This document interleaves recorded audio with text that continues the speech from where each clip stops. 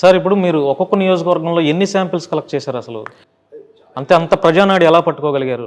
Samples methodology అనేది ఎక్కువ ఒక అవుట్డేటెడ్ వర్షన్ సార్. అట్లా అని చెప్పి శాంపుల్ అంటే ఇప్పుడు మీకు పాత మొబైల్ ఫోన్కి కొత్త మొబైల్ ఫోన్కి చాలా తేడా ఉన్నట్టు, కొత్త మొబైల్లో ఫోన్ కూడా కాల్స్ వెళ్తాయి, కాల్స్ వస్తాయి. సో ఇప్పుడు మేము ఆడుతున్నటువంటి అప్డేటెడ్ వర్షన్లో కూడా ఆబ్వియస్గా శాంప్లింగ్ విధానం ఉంటుంది. బట్ అది ఒకటే కాకుండా మేము అప్లై చేసే డేటా సైన్స్ కానీ లేదా స్లీపర్ సెల్స్ వచ్చిన ఇన్ఫర్మేషన్ కానీ మేము మళ్ళీ ప్లస్ అవుట్ సోర్సింగ్ కూడా ఇస్తున్నాం. ఒకప్పుడు అవుట్ సోర్సింగ్ ఇచ్చేవాళ్ళం కదా.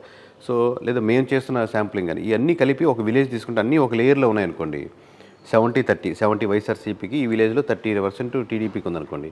ఇది ఇలాగే దగ్గరగా 4 లేయర్స్లో ఉందంటే మేము పర్ఫెక్ట్గా ఉందనుకుంటాం. దీంట్లో డేటా సైన్స్ ఏం అప్లై చేస్తున్నాం, ఎవడు స్లీపర్ సెల్స్, ఎన్ని శాంపుల్స్, ఎలా తీసుకుంటున్నాం, ప్యాటర్న్ అనేది ఒక్కొక్క మెథడాలజీ వేరు. బట్ ఈ 4 లేయర్స్ పర్ఫెక్ట్గా ఉంది కాబట్టి అది తీసుకోగలుగుతున్నాం. సార్ మొన్న జరిగినటువంటి ఎలక్షన్స్లో మీ టీం ఓవరాల్గా ఈ స్టేట్ వైడ్ ఎంతమంది పనిచేశారండి? అంటే డైరెక్ట్లీ ఆర్ ఇండైరెక్ట్లీ ఒక 600-700 పైనే ఉంటారండి ఓవరాల్గా. బట్ నా కోర్ టీం వచ్చేసి 25-30 మెంబర్సే ఉంటారు. కోర్ టీం అంటే నాతో పాటు క్లోజ్ అండ్ అసోసియేట్. అలా కాకుండా స్లీపర్ సెల్స్ నెట్వర్క్ ఉన్నారనుకోండి, వాళ్ళకి 45 మెంబర్స్ ఉంటారు. అలా కాకుండా ప్రతి జిల్లాకి వర్క్ చేసి అవుట్ సోర్సింగ్, మీకు భాను గారు మాకు ఈ జిల్లా చేసి పెట్టిన భాను అన్నారనుకోండి, మీకు ఒక టీం ఉంటుంది, ఒక 25 మంది. మీకు ఇచ్చిన వర్క్ వరకు నా కోసం చేస్తున్నట్టు కదా.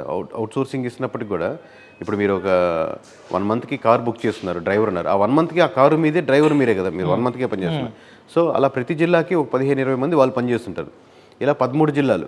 ఇవి కాకుండా ఇది ఫస్ట్ టైం కాదు కదా, లాస్ట్ టైం కూడా చేసినాం కదా. ఇలా ఎంతోమంది ఇన్ఫర్మేషన్లు ఇచ్చేవాళ్ళు ఉంటారు. నాకు నేను వద్దనుకున్న ఇచ్చేవాళ్ళు, కాల్ చేసేవాళ్ళు, రెగ్యులర్గా ఉండేవాళ్ళు. మా విలేజ్లో ఎలా ఉంది సార్, సమస్యలు చెప్పేవాళ్ళు, లేకపోతే మా వ్యతిరేకంగా ఉన్నామని చెప్పేవాళ్ళు, ఎందుకని ఆయన ఓడిస్తున్నామని చెప్పేవాళ్ళు, ఎందుకని గెలిపిస్తున్నామని చెప్పేవాళ్ళు ఉంటారు.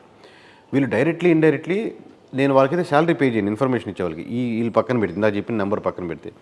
బట్ రెగ్యులర్గా వీళ్ళు బాగా చెప్తున్నారు అనుకున్నప్పుడు నేను కొంచెం కనెక్ట్ అవుతుంటాను, వాళ్ళతో ఇన్ఫర్మేషన్ గ్యాదర్ చేసుకుంటూ ఉంటాం. ఓకే.